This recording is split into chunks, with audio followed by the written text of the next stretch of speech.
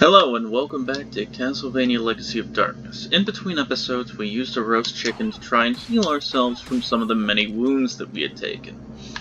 In this episode, we continue on through Duel Tower, and probably some of the other towers afterward. Duel Tower is one of the towers where the difficulty really starts to matter, as not only are there a lot of mini-bosses, which really shows off the increased health and damage that monsters get in hard mode, but these little whatever they are that are spinning around in front of us and are located all over the level will be faster, and there will be even more of them. And in easy mode there will be less of them, and they will be spinning slower. Alright. This level can actually be pretty tricky.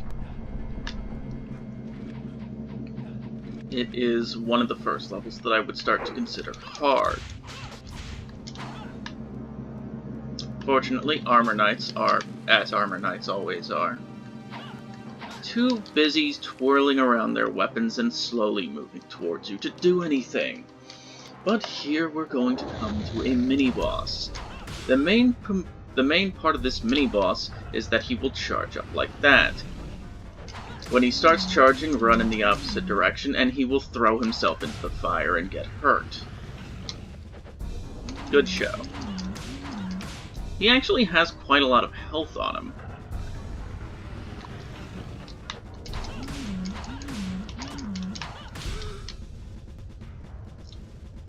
Whew. But despite that, we're done with him. Didn't even take a hit, and he gives us a roast beef for his trouble. I have seen this guy drop as many as 3 roast beefs. It's honestly a little ridiculous. And in here, we can get a roast chicken. We are all meated up and ready to continue on with our journey, where none of these healing items will help us if we fall into the abyss. I'm waiting there because I had no idea when the next rotating thingy-madooter was coming through. Good show. In hard mode, this is the location where I end up dying a lot. Because, by God, it's hard. But this is not hard mode, and so we can continue onward and get a cutscene. Cornell walks forward. I wonder, will something come out of this hole? Our odds are not looking very good on that. The fuck are you? What the devil? What are you trying to do, Ortega? This is just a warning. From one friend to another. Look at him. Unlike you, this creature could not break the seal placed by the man-beasts. That seal was broken for him by Dracula. After all, there is a limit to the benefits of ascetic training, yet Dracula has exceeded that limitation of the werewolf with ease.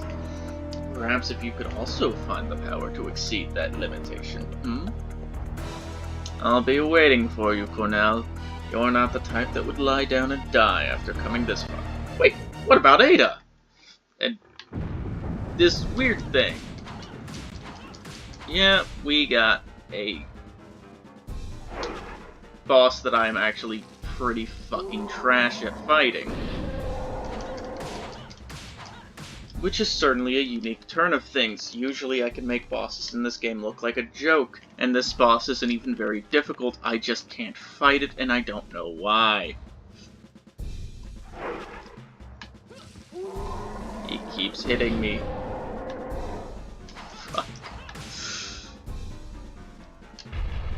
Fortunately, he takes increased damage when he's recovering from a move, and that move really gives him a lot of time to recover. With the power of spamming the B button at him, we will continue through victorious. Okay. I mean, just press B, I guess. Imagine missing that jump after coming this far. Someone's done it. and I'm sure someone's been pissed off because of it. Now the Tower of Execution. This tower, in the Castlevania 64 version, was very, very easy. This tower, in this version, is the exact opposite. They actually made this tower somewhat difficult, which, leads into its name. It's supposed to be a Tower of Execution. This big center thing used to be what this level revolved around in the Nintendo 64 era. It also lagged like hell. Jesus, holy mother of Christ. There's just a pillar of flame there that you didn't get to see because we killed it. Yeah, for the most part, this is what Tower of Execution's gimmick is. A lot of swingy things. And if you get hit by any of them while making a jump, you will very obviously go flying into the lava and die. It's very mean. And then we have this level, which really gives you opportunities to get hit by those flying swingy things in the middle of jumps, and is an opportune place to get yourself killed.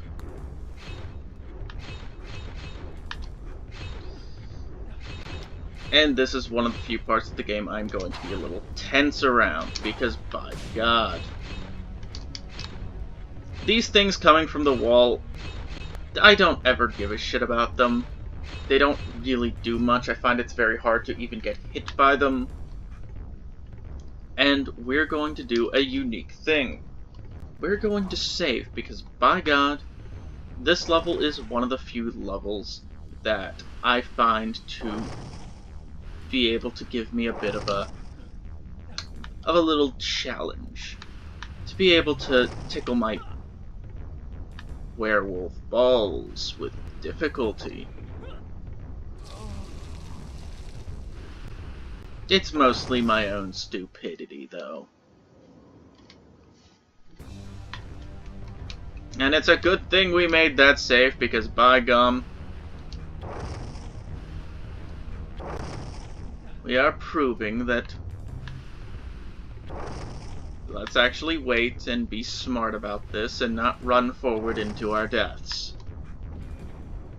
I have a feeling that will be far, far better. There's a holy water, which, to be fair, wouldn't actually be that bad to get at this point in the game. And I actually am not going to get it. And the camera is going to not get what I want it to do.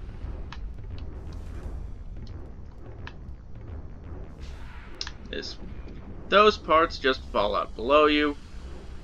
I think over here there's just some roast chicken or roast beef. I'm going to check. There's a contract from Renon, there's a save jewel, and there's some items over here. So let's go get the items over here. Some gold and a sun card. Very useful. Very. And let us save. And return back to our aforementioned attempts at getting through this level.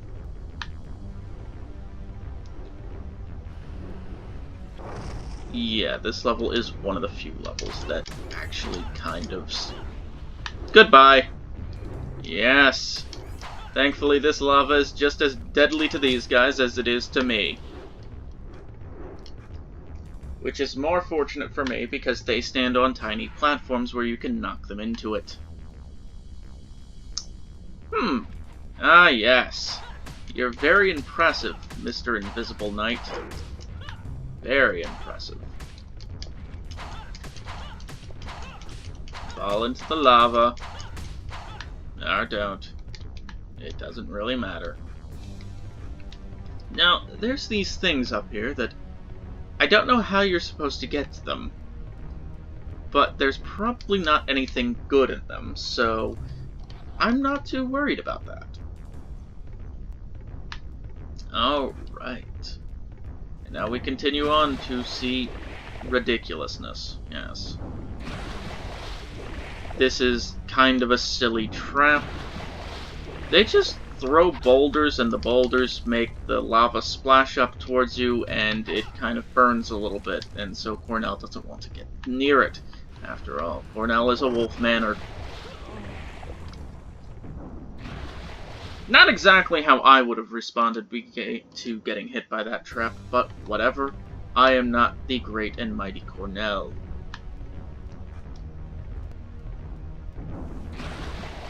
And I swear to God, if I end up dying to this silly little boulder trap, that's not going to be very good at all.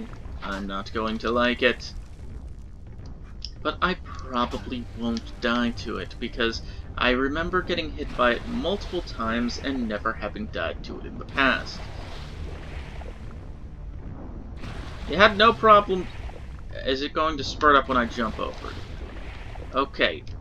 I don't know why it spurted up last time, considering that now it doesn't even want to spurt up. Maybe I'm just unlucky. Maybe it just wanted to kill me for no good reason. Okay. And we continue on forward through this level's deviousness. It's so devious. Yes. Sometimes it gives you some stressful shit. Sometimes it just gives you this. I wonder. Yep, you can just walk down here. And for your trouble, get a roast beef. In hard mode, that is still a roast chicken. And look! There are people waiting for us. They're trying to walk towards us. They're not very good at it. So we'll throw a cross at them and kill both of them.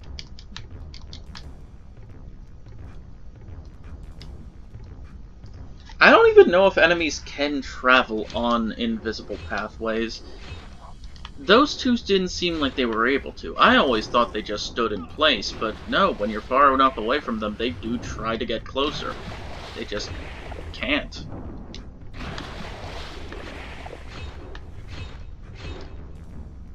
They're trying everything, by God. Also, you might be wondering, how the fuck are you going to get to that one? There's an invisible platform around there, but I am not going to bother with it because I don't feel like throwing myself into lava any more times than I have to. Which is clearly a large amount as is.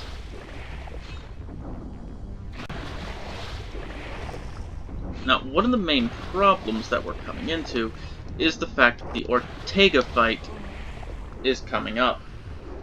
And my deaths in this stage are keeping me from actually having a powered-up primary weapon, which isn't very good for anyone, because primary weapons need power.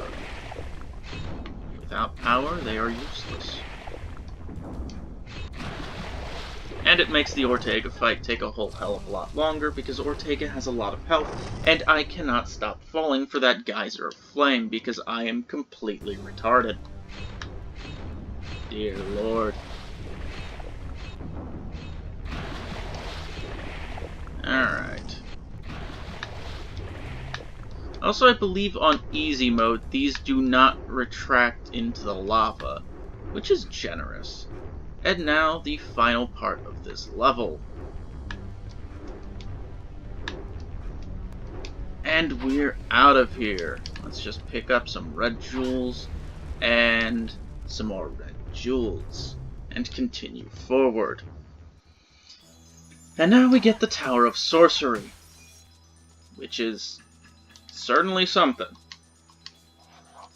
The Tower of Sorcery is probably my least favorite level in the Nintendo 64 version of this game, as it is far, far more difficult. There is especially this one section which is just a lot of disappearing platforms that you really have to know where you're going at, or it'll end up just leaving you screwed and stranded out without a paddle, saying haha. Because this game is mean. Well, the previous game was mean, at least.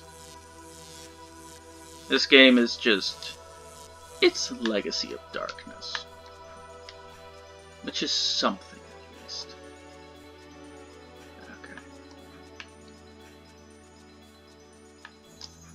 Tower of Sorcery has some tricky platforming, I would say. But nothing compared to the N64 version, which just liked to kill you because it was mean and people didn't like it. And look, more, who's going to go for that? I'm not. And this, who's going to go for this? I am. But let's wait for these platforms to reappear first, so that they don't disappear onto us. And we get our first save gem. As you can see, in the previous level, that was a very, very difficult section where there wasn't 3 disappearing platforms. There was like 10 of them. And it was exactly as fun as it sounds, which is to say, not at all. And here we go, just 3 more platforms. And let's break that, because we are vandals.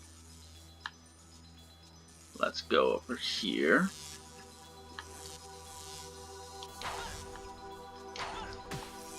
Let's duck under that, and continue forward. We are good werewolves. We have very good agilities. We can get through these obstacles because we have the ability to jump. If we did not have the ability to jump, this game would not be possible. Let's wait for these to go on so that we can jump through without them going on while we jump over them, because meanness is mean. And wait a minute, these platforms are invisible. Right. Right, disappearing platforms. How I love you. Where the...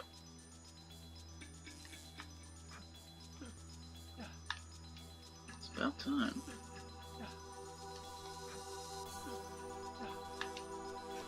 Yes, Tower of Sorcery is a mean level of meanness. And it is mean.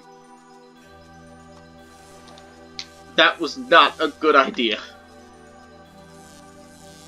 I mean, it would have been a good idea if it had worked.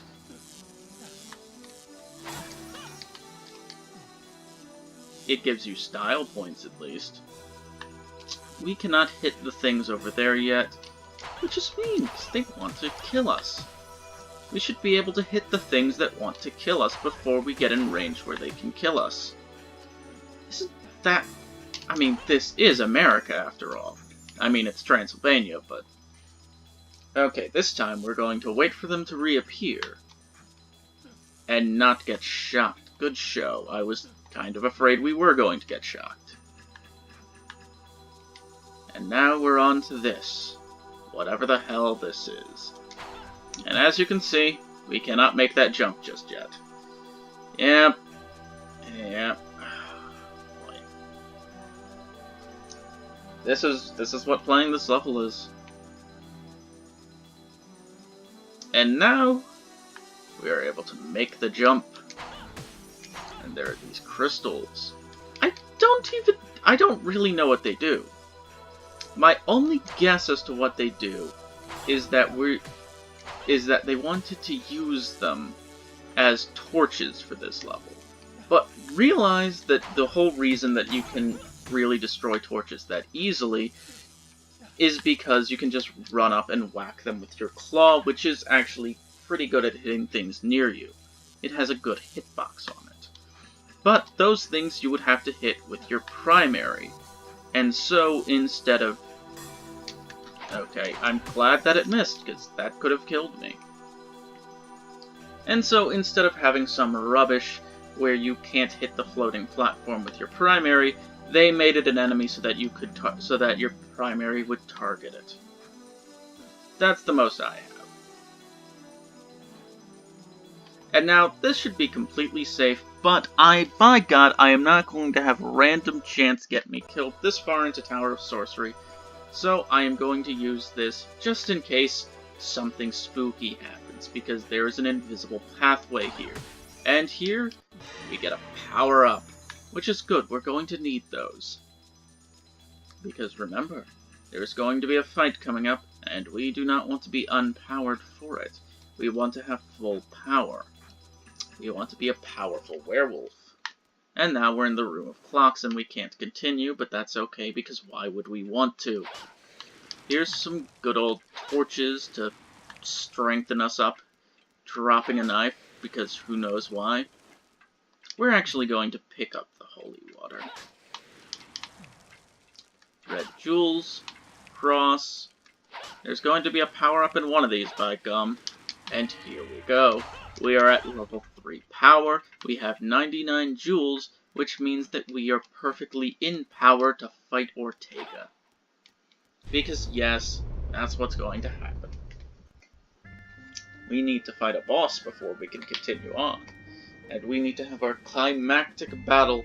You know, Reinhardt fights Death, Carrie fights Actrice. Yeah, Actrice is supposed to be important in Carrie's story. What the? Too late, Cornell. Why, you've lost before the fight has even begun. If that was true, we wouldn't continue on. Where is Ada? Still, you've always kept your promises, so I knew you would come. Now we can settle this business once and for all. Oh, it feels like my head's been laid open. I can barely contain my power. Ortega. Oh yes, you used to be a step quicker than I at one time. You, the only man-beast who can manipulate the seal. A year ago when we went head-to-head, your eyes were as cold as the moon. They were eyes that saw a weaker opponent. You did not respect me. But the man you see before you is changed. Changed from that time. Changed, I say! Yes, I had Dracula give me a shortcut. Are you really so worried about Ada's well-being? Huh? Why do you go to such lengths? Why, you and Ada are virtually strangers. You are not blood relatives. That is none of your business. The sacrificial rites have already begun by now. If you plan on rescuing Ada, you'd better hurry, or you'll be too late. However, first we've got a score to settle between ourselves. You're worthless! At last you show me your true colors! But do you think this is all I've got? Ho ho ho! What a great feeling! Yes. He turns into this. And we turn into this.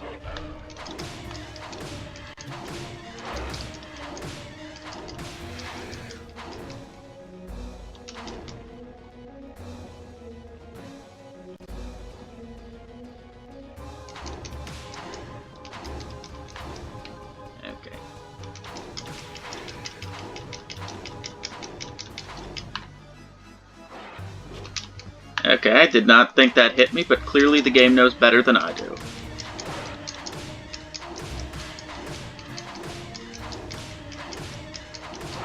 This is what happens when you fight Blue Crescent Moon. He beats the shit out of you. That wasn't even a fight, Ortega. Come on. And now, since there's going to be a cutscene after he dies, he's going to take forever to die just to run me out on some jewels. Good. Now, cutscene, so I transform back to normal. It appears that I'm still not a match for you, Cornell. Yeah, no shit. I thought I could surpass your strength with Dracula's powers. Ada is being kept in the clock tower. She has not been sacrificed yet. Are you sure, Ortega? I wanted to settle this score even if it meant disobeying Dracula. So I have no regrets now that I have fought the real you. He was a goddamn cheat.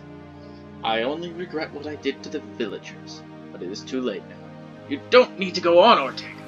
At the very least, if you could, save that girl, Ada. Of course, it's what I came here to do.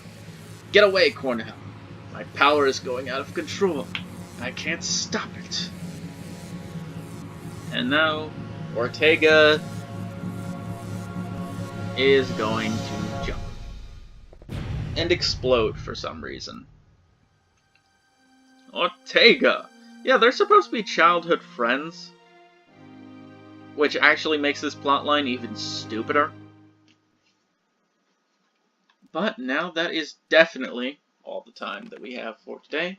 So we have beaten Cornell, we have destroyed the towers of dueling, executing, and sorcery, and I will see you next time when we finish the clock tower and probably go on to face Darkula. Goodbye.